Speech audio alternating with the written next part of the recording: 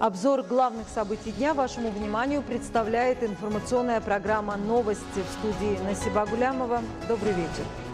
Постановление председателя Маджлиси Милли Маджлиси Оли Республики Таджикистан о созыве 8-й сессии Маджлиси Милли Маджлиси Оли Республики Таджикистан 6-го созыва. В соответствии со статьей 52 Конституции Республики Таджикистан и статьи 24 Конституционного закона Республики Таджикистан о Маджлиси Оли Республики Таджикистан постановляю созвать 8-ю сессию Маджлиси Милли Маджлиси Оли Республики Таджикистан 6-го созыва 17 декабря текущего года в 9 часов утра в городе Душанбе. Председатель Маджлиси Милли Маджлиси Оли Республики Таджикистан Рустами Эмомали, город Душанбе, 3 декабря 2021 года.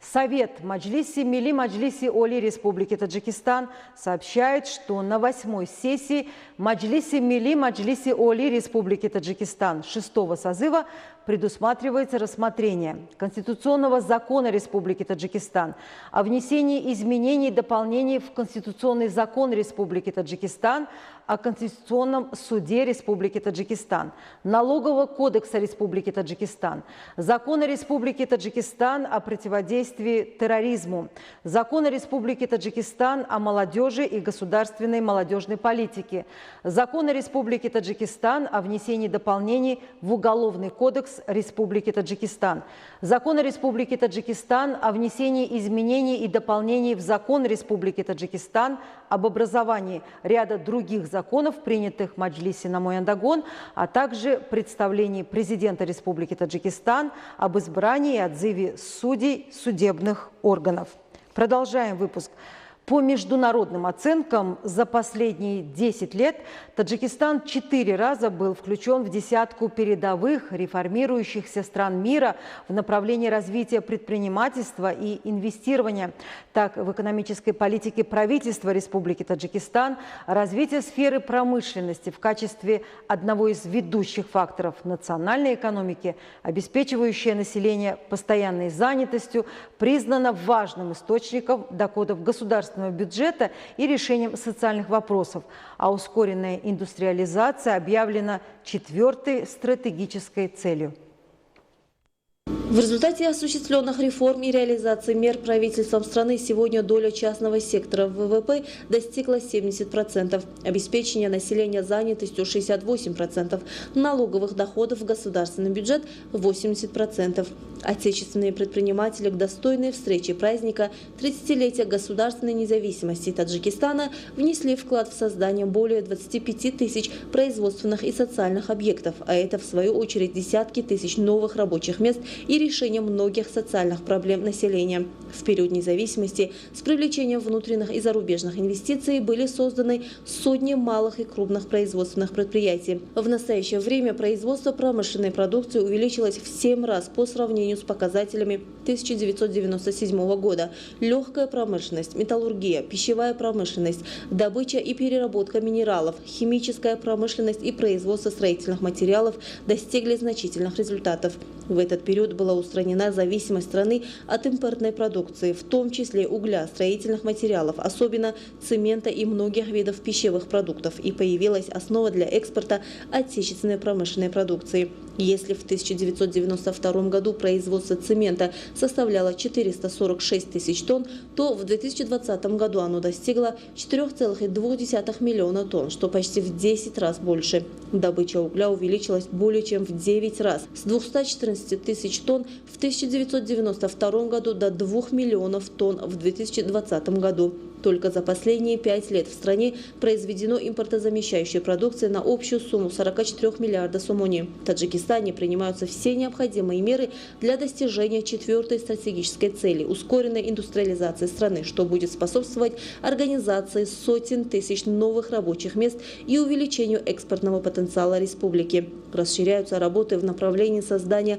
металлургических горно-обогатительных предприятий, а также предприятий по переработке цветных и дорогих металлов металлов до конечной продукции, развития машиностроительной, текстильной, пищевой и фармацевтической промышленности. После обретения независимости политика государства в сфере промышленности коренным образом изменилась. Основное внимание стало уделяться укреплению производства и экспорту готовой продукции путем внедрения новых технологий, широкого использования источников местного сырья, его полной переработки и всестороннего использования трудовых ресурсов. В нынешних условиях развитие цифровых технологий считается основной экономической конкурентоспособности. Правительство страны вклад частного сектора в национальную стратегию развития на период до 2030 года расценивает как ведущую силу устойчивого экономического развития, как главное средство обеспечения национальных целей и создания на этой основе условий для достойной жизни народа.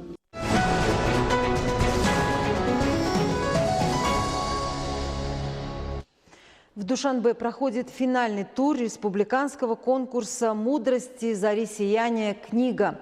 Проведение данного конкурса на городском, районном и республиканском уровнях показывает, что сегодня в таджикском обществе большое внимание уделяется чтению книг и изучению литературного и научного наследия, независимо от возраста, что в свою очередь способствует формированию духовности, художественного мышления и эстетического вкуса. В Национальной библиотеке Таджикистана ответственными лицами созданы благоприятные условия для организации республиканского конкурса на высоком уровне, который проводился в эти дни среди учащихся средних общеобразовательных школ и студентов высших учебных заведений. Конкурс проводится по 5 номинациям. Это классическая литература, современная литература, детская, мировая литература и поэзия. А участники были разделены, соответственно, на 3 группы. Это школьники и студенты дошкольного и общего среднего образования, учащиеся и студенты начального, среднего и высшего профессионального образования. После профессиональных учебных заведений, то есть это магистры, аспиранты, докторанты, взрослые и представители различных профессий, учителя всех уровней образования, деятели культуры, искусства и другие слои населения. Ну и напомню, что согласно расписанию конкурса со 2 по 5 декабря принимают участие конкурсанты, это учащиеся общего, среднего и начального профессионального образования, 6-7 декабря студенты учреждений среднего, специального и высшего образования, 7 декабря аспиранты, докторанты и сотрудники научных и творческих учреждений в самых различных номинациях. Также 8-10 декабря преподаватели всех ступеней образования, работники культуры и искусства, взрослые и представители различных профессий примут участие в конкурсных номинациях.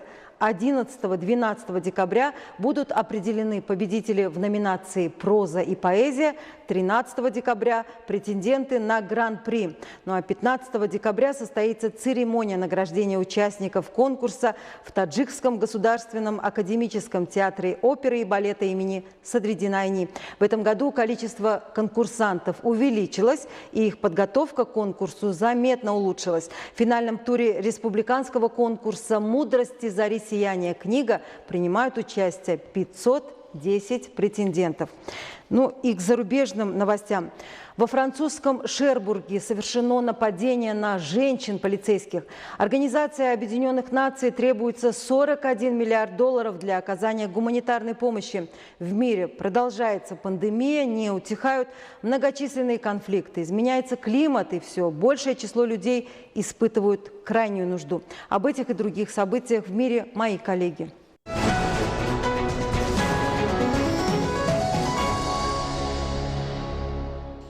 Основная тема 6-го Международного конгресса всемирного наследия Содружества независимых государств, который проходил в эти дни в онлайн-режиме, это внесение историко-культурных памятников в цикл наград Великого Шелкового пути. Таджикистан представил исторические, культурные, архитектурные памятники Заравшон, Каракум, Фергана, Сырдарья и Хулбук, столица древнего Хатлона. Напомню, что в ноябре текущего года в ходе 41-й сессии Генконференции ЮНЕСКО, номинация Таджикистана относительно 2500-летия древнего городища Тахти-Сангин и о 1050-летии со дня рождения выдающегося ученого Востока Абдурайхана Бируни были внесены в перечень знаменательных и памятных дат, отмечаемых ЮНЕСКО в 2022-2023 годах. Тахти-Сангин – один из ценнейших памятников истории и культуры таджиков. Он расположен в Кубадионском районе Таджикистана. В 2009 году этот уникальный памятник был внесен в список всемирного наследия ЮНЕСКО. Тахти-Сангин более известен как сокровище Амударьи или драгоценности Окса, состоящий из рисунков, золотых и серебряных монет и драгоценностей. И эти уникальные образцы памятников таджикского народа хранятся в Британском национальном музее Лондона. И в продолжении данной темы Амударинский клад – это коллекция из 170 золотых и серебряных артефактов времен ахеменидов, найденная в 1877 году в древнем городище Тахти-Сангин на берегу реки Амударьи, Древний Окс. Экспонируется в Британском музее как ряд экспонатов в музее Виктории и Альберта. Содержит 1300 монет, сосудов, статуэтки, браслеты, медальоны, плакетки, великолепные гемы. О судьбе загадочных сокровищ Окса расскажет моя коллега. Слово Зумрат Фазиевой. Вероятно, происхождение Амударинского клада, или как его еще называют, сокровищ Окса, связано с храмом, который там находился. Легенда гласит, что клад нашли местные дихкани, возделывая свои земли. Предположительно, в 1877 году его выкупил караван купцов, следующих в Индию через Афганистан и Пакистан. По дороге купцов захватили в плен бандиты, которые растащили клад. Большинство предметов из клада было распродано на базарах Британской Индии в современном Пакистане. Артефакты смог отследить и собрать воедино английский антиквар Агастес Уолстон Фрэнкс, завещавший свое собрание Британскому музею в 1897 году. В настоящее время все предметы находятся в Лондоне, в музее Виктории и Альберта, меньшая часть, и в Британском музее, где коллекция выставлена с июня 2007 года в зале 52 и пользуется огромной популярностью среди посетителей. Уникальный клад состоит из миниатюрных моделей повозок с лошадьми, статуэток людей и животных, браслетов, колец, монет, кувшинов, подвесок и личных вещей. Это наиболее известное собрание золотых и серебряных вещей эпохи ахеменидов. Предметы из клада легли в основу изучения золота ахеменидов. В них можно проследить традиции персидского и греко-бактрийского искусства, а также он интересен с точки зрения ювелирного скифского звериного стиля. В настоящее время коллекция Амударинского клада состоит из 170 золотых и серебряных артефактов времен ахеменидов. Он содержит 1300 монет, сосуды, статуэтки, плакетки, браслеты, медальоны, гемы и другие украшения. Отдельную группу среди предметов Амударинского клада составляют около 50 тонких золотых пластин. Размер пластин от 3 до 20 сантиметров. На большинстве пластин изображены контуры человеческих фигур. По инициативе президента Республики Таджикистан Британский музей, где находятся сокровища Окса, передал Национальному музею Республики Таджикистан копии 4 предметов Амударинского клада. И теперь их можно увидеть на родине, в Национальном музее Таджикистана. Зумрат Фазиева, Ахледини Карим, Дильшоди Хушвак, телевидение Таджикистан. Уважаемые телезрители, это были все те новости, о которых мы успели вам рассказать к этому часу. О развитии событий в республике и в мире на нашем канале, как обычно, в 20:30. Будьте здоровы и не переключайтесь.